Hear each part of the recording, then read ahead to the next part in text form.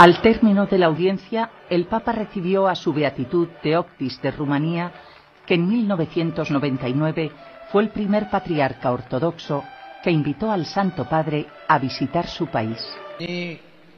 Pour remercier aujourd'hui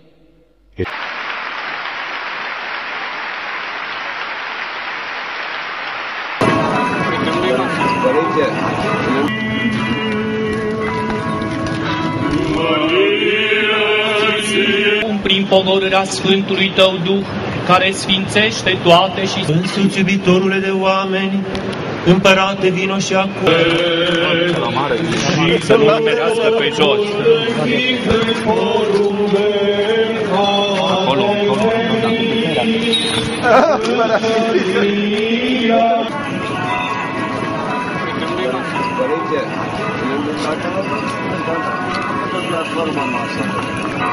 Au pus acolo gestul de lucru.